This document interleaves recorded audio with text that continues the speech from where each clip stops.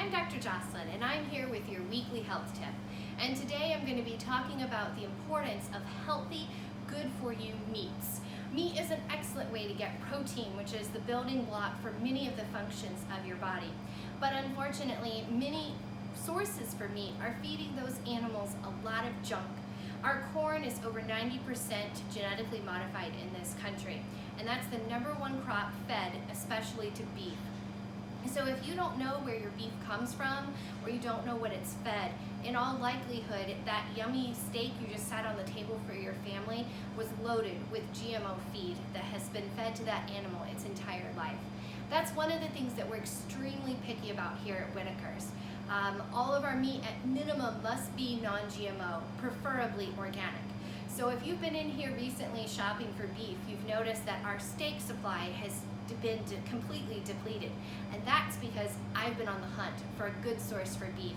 Due to the high demand with the coronavirus and everybody making sure their family is fed, your lifestyles, your schedules, your normal daily routine has completely changed, but you're still trying to feed your family good food. Our demand has greatly increased. Here's the good news. Not only am I picky, but I've got a lot of resources to pull from. So we have 2 cows going into the butcher next week. Now, of course, it takes a process, and it'll be about 2.5 weeks before our shelves are fully restocked with all of those wonderful steaks that you love.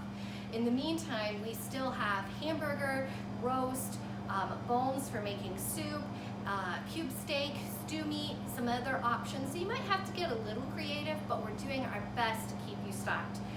We also have our organically fed chicken. We have our non-GMO fed chicken. We have our organically fed lamb that's 100% grass-fed, as well as our organically fed 100% grass-fed goat. And then we have our organically fed 100% grass-fed bison, which bison cooks very similar to steak. I like to cook that and kind of change things up for the family instead of always having beef. So we have a lot of other great options, but that's one thing you really want to think about as far as your meat sources is what are those animals being fed?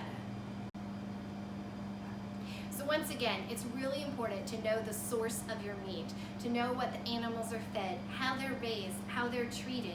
All of this plays into the nutritional quality of the meat that you're feeding your family. And unfortunately, the recent news headlines are saying that the feedlot cattle, which is what goes into the big box stores, that supply has about 2 weeks left in it, and it's going to become very taxed and hard to get. But if you're buying the good quality meat and sourcing locally from smaller local owned stores like us, you're going to be assured that we're going to do everything to make sure you have meat to feed your family over these next few weeks. So stop in and see us at Whitaker's. Learn more about how your meat is raised and how that extra nutrition can benefit you and your family.